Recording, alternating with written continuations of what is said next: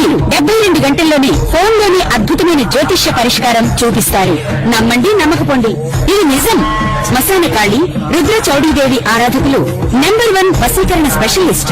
గురూజీ మనిషి పుట్టుక నుండి చనిపోయే వరకు వచ్చే అన్ని క్లిష్టమైన సమస్యలకు పరిష్కారం ఇక్కడ లభిస్తుంది. విద్య, ఉద్యోగం, వ్యవహారం, స్త్రీ ప్రేమ, పెళ్లి, సంతానం, స్త్రీ పురుష వశీకరణం, భూవశం, భార్యాభర్తల కలహాలు, కోర్టు సమస్యలు, విడాకుల సమస్యలు, చేతబడి, అప్పుల బాధ, ఇంకా మీకు ఎలాంటి సమస్యలు ఉన్నా 72 గంటల్లోనే శాశ్వత పరిష్కారం చేయబడును. శ్రీ గురుభ్యో నమః. హరి ఓం. శ్రీ మహాగణాధిపతయే నమః. శ్రీ మహాసరస్వత్యై నమః. శ్రీ గురుభ్యో నమః. హరి ఓం. జాతవేదసే సునవామ సోమమరాతి యతో నిదహతి వేదః సునఃపరిషతి దుర్గాని విశ్వానావేవ సింధుంధృతాచగ్నిః తామగ్నివర్ణం తపసా జ్వలంతీం వైరోచనీం కర్మఫలేషు జుష్టాం దుర్గాం దేవీగుం శరణమహం ప్రపద్యే. శుతరశతరశే నమః. ఇంద్రకీలాద్రిదుర్గే మల్లికార్జునేశ్వరానుగ్రహకటాక్షసిత్యర్థం. ఈ జూన్ నెలలో 7వ తారీఖు నుండి కూడా కుజుడు, కేతువు అగ్నిస్థానానికి ప్రవేశించడం వల్ల ద్వాదశ రాశుల వారికి ఏ విధమైనటువంటి విపత్తులు రాబోతున్నాయి, ఏ విధమైనటువంటి అదృష్టం కలగబోతోంది, ఏ విధమైనటువంటి అనారోగ్య సమస్యలు ఎదురవుతాయి, ఆర్థికంగా లాభపడుతున్నారా, నష్టపోతారా అనేటువంటి విషయాన్ని పరమేశ్వరి అనుగ్రహంతో యథాశక్తానుసారము నాకు అమ్మవారు కలగజేసిన జ్ఞానయుక్తంతో మీ అందరికీ కూడా ఈ 12 రాశుల వారికి కుజుడు కేతువుతో జూన్ 7వ తారీఖు నుంచి జూలై 26 తారీఖు వరకు కూడా కేతువుతో కుజుడు ఉండడం అనేటువంటిది ఈ 2 నెలల్లో జరిగేటువంటి విపత్తులను మీ ముందుకు తెలియజేయడానికి వచ్చుచున్నాను. అదేవిధంగా ప్రతి రాశి వారు కూడా ఈ 2 నెలలు ఆర్థికంగా, ఆరోగ్యంగా ఏ విధంగా నిలబడాలి, ఆ సమస్యల నుంచి ఏ విధంగా గట్టెక్కాలి, తమ అనుకున్న కార్యక్రమం దిగ్విజయం చేయాలి అంటే ఏ దేవతను అర్చన చేయాలి, ఏ దేవతామూర్తిని మనం పూజించుకోవాలి, ఏ విధంగా ఆ సమస్య నుంచి మనం గట్టెక్కాలి అనేటువంటి విషయాన్ని నాకు పరమశివుడు కలగజేసిన జ్ఞానం మేరకు మీకు తెలియజేయడం జరుగుతూ ఉంటుంది. ఈ యొక్క కుజుడు, కేతువు ఇరువురు కూడా అగ్నిస్థానంలో నిలబడి ఉండడం, అందలి కూడాను చాలా ఆలోచనాయుక్తంతో కేతువు వేగరంగా తన ఆలోచనల్ని పరిగణించడం, కుజుడు అంత కంగారు పడకుండా నెమ్మదస్తంతో మనం అడుగు వేయాలి అనేటువంటి విషయాన్ని తెలియజేయడం జరుగుతుంది. ఇలా ఈ ఇరువురు కూడా ఒక స్థలయుక్తంలో నిర్మాణం అయ్యి మన యొక్క జాతక చక్రంలో తమ స్థితిని మార్చుకునేటువంటి విధానాన్ని అనుసరించి ఈ 2 నెలల్లో కూడా వారు ప్రతి జాతకుడి యొక్క భవిష్యత్తుని, అంటే జరగబోయేటువంటి 2 నెలల్ని, 60 రోజుల్ని మనల్ని వారు ఆదేశిస్తారు. ఈ ఆదేశాల్లో ఎంతటి ఇబ్బందులు కలగకుండా మనం దాన్ని అధిగమించుకోవడానికి తీసుకోవలసిన జాగ్రత్తలు అనేటువంటివి మీకు తెలియజేయడం జరుగుతుంది. కాబట్టి ఈ జాగ్రత్తలు పాటించుకుని మీ యొక్క సమస్యల్ని అధిరోహించుకుని అమ్మవారి కటాక్షం పొందుతూ ఉన్నతమైనటువంటి మీ కార్యక్రమాలు, క్రతువులు, మీ యొక్క పనులు పూర్తి చేసుకోగలరని తెలియజేయడం జరుగుతుంది. తదుపరి కర్కాటక రాశి వారు. పునర్వసు 4వ పాదం, పుష్యమి 4 పాదాలు, ఆశ్లేష నక్షత్ర 4 పాదాల వారు కూడా ఈ కర్కాటక రాశిలోకి విచ్చేస్తారు. కర్కాటక రాశి వారికి జూన్ 7వ తారీఖు నుంచి కేతు కుజుల్లో ప్రవేశించడం వల్ల అనూహ్యమైనటువంటి మార్పులు జరుగుతున్నాయి. ఏ విధమైనటువంటి మార్పులు జరుగుతున్నాయి అంటే, మొట్టమొదటగా స్నేహితుల్లో మీరు ఎక్కడైతే అవమానపడ్డారో అక్కడ మీరు నిలబడేటువంటి అవకాశం, ఎక్కడైతే మిమ్మల్ని పొమ్మన్నారో అక్కడ మిమ్మల్ని శాలువాలు కప్పి మిమ్మల్ని ఒక గౌరవప్రదానంలో కూర్చోబెట్టేటువంటి అవకాశం జూన్ 7 నుంచి జూలై 29వ తారీఖు వరకు అద్భుతమైనటువంటి అవకాశంగా నడుస్తుంది.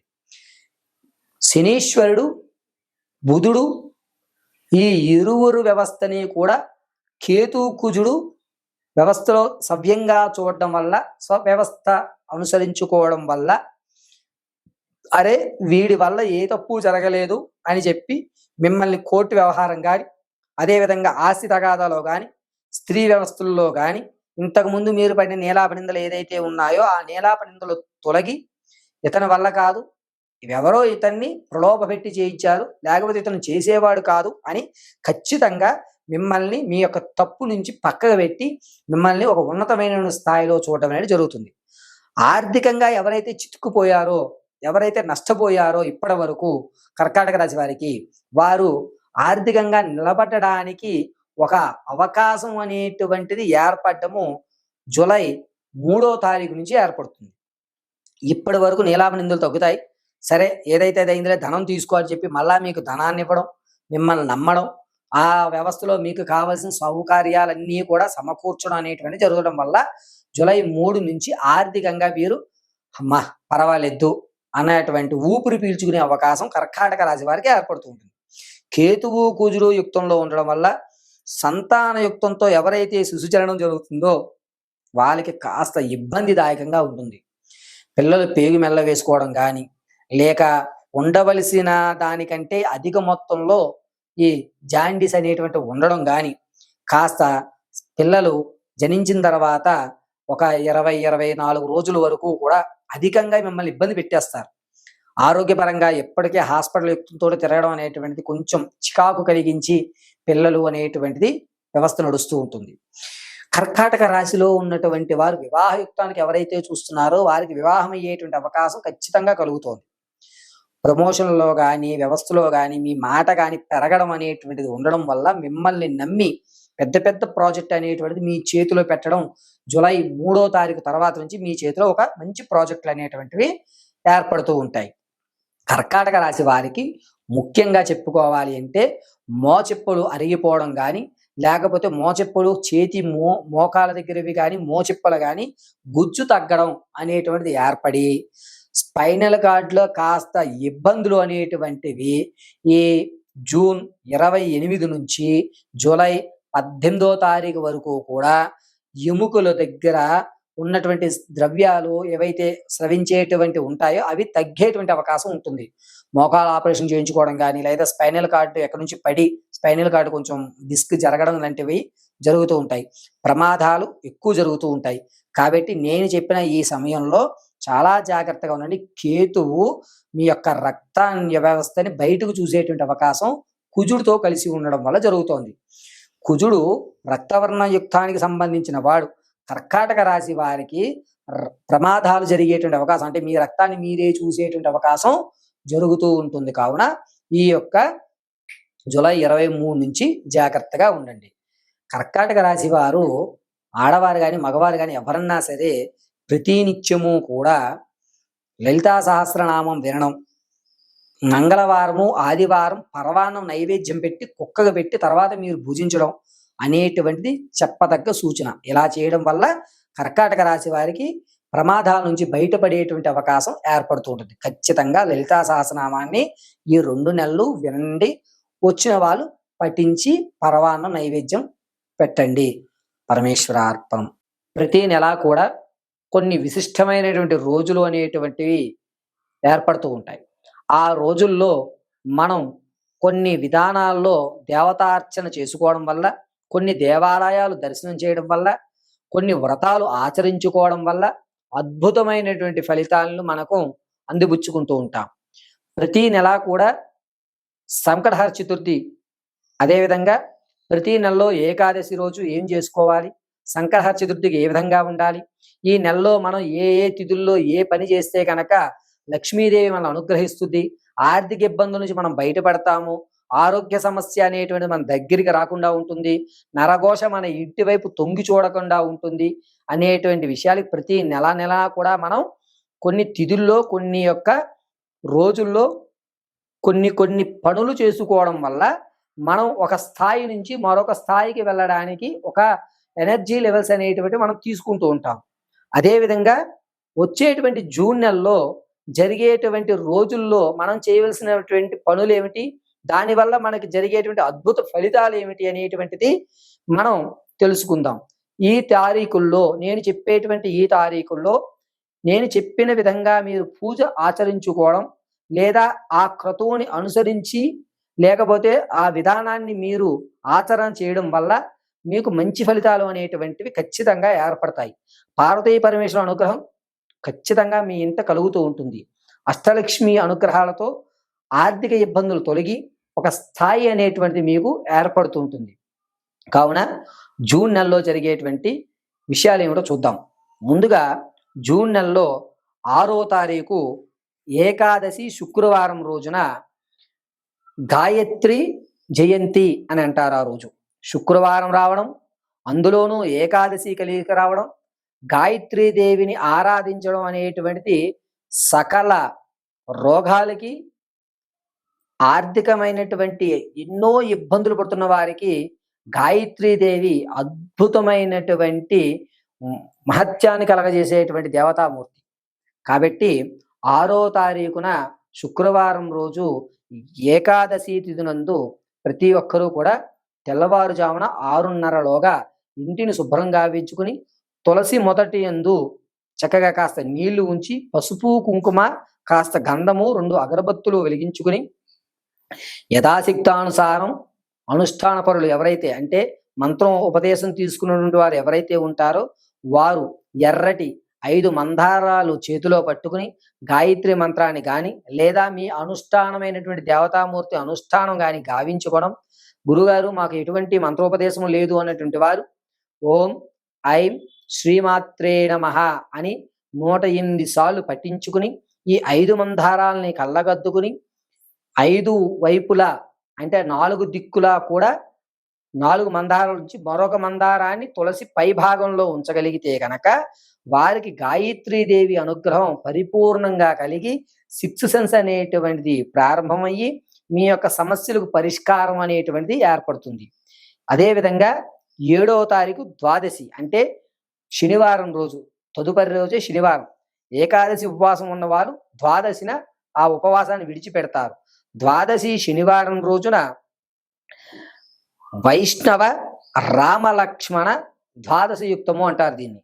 కాబట్టి ఎవరికైతే ఆర్థికంగా ఇబ్బంది పడుతున్నారో, అంటే అప్పు కూడా పుట్టకుండా ఎవరైతే ఇబ్బందులు పడుతున్నారో వారు ఈ 7వ తారీఖు శనివారం రోజున వేకువజామున 6:30లోగా ఇల్లంతా శుభ్రంగా గావించుకుని 7:42 లోపు మీ చేతిలో తులసి దళాన్ని ఉంచుకుని పురుష సూక్తాన్ని గాని, లేదా సుప్రభాత సేవను గాని వింటూ శ్రీమన్నారాయణాయ నమః, శ్రీమన్మహానారాయణాయ నమః, శ్రీ మహాదేవదేవాయ నారాయణాయ నమః అంటూ 108 సార్లు పఠించి ఆ తులసి దళాన్ని కళ్ళగద్దుకుని మీ పూజా మందిరంలో వెంకటేశ్వర స్వామి వారి పాదాల దగ్గర పెట్టి వరిపిండితో, నేతితో దీపారాధన, వరిపిండిని తీసుకుని దీప ప్రమిదలోగా ఏర్పరచుకుని అందులో నెయ్యి పోసి దీపారాధన చేయడం వల్ల 7వ తారీఖు శనివారం ద్వాదశి, సంఖ్యాపరంగా కూడా 7 అనేటువంటిది శనీశ్వరునికైతే ఇష్టమైనటువంటి సంఖ్యాపరిమాణం. కాబట్టి ఆ రోజు నారాయణ కటాక్షం కలిగి ఆర్థిక ఇబ్బంది అనేటువంటిది పూర్తిగా తొలగేటువంటి అవకాశం ఏర్పడుతుంది. ఇక జూన్ నెలలోనే 10వ తారీఖున మంగళవారం రోజు ఉదయం 10:47 తర్వాత పౌర్ణమి అనేటువంటిది ఏర్పడుతుంది. అంటే మంగళవారం సాయం సంధ్య వేళ మనకి పౌర్ణమి ఉంటుంది పూర్తిగా. కాబట్టి మంగళవారం రోజు సాయంత్రం వేళ 7:42 గౌరీదేవి పూజ చేయడం వల్ల ఎవరైతే మీ యజమానులు, అంటే మీ భర్త అనారోగ్యంగా ఉన్నా, అదేవిధంగా మీ భార్య అనారోగ్యంగా ఉన్నా, మగవారైతే ఏదన్నా దేవాలయంలో, అమ్మవారి దేవాలయంలో తెల్లటి మల్లె పువ్వులతో మంగళవారం రోజు 10వ తారీఖున మంగళవారం రోజు మల్లె పువ్వులతో అమ్మవారి అర్చన గావించడం. అదేవిధంగా ఆడవారైతే అమ్మవారికి ఒక మల్లె పువ్వు కాస్త కుంకుమ తీసి అమ్మవారి పాదాల వద్ద గౌరీదేవి అష్టోత్తరం చదువుతూ పూజ చేయడం వల్ల మీ యొక్క భర్త ఆరోగ్యం, లేదా మీ యొక్క భార్య యొక్క ఆరోగ్యము కుదుటపడి గండం నుంచి గట్టెక్కేటువంటి అవకాశం ఈ మంగళవారం రోజు 10వ తారీఖున అమ్మవారి కటాక్షంతో పౌర్ణమి యుక్తంతో నడుస్తుంది.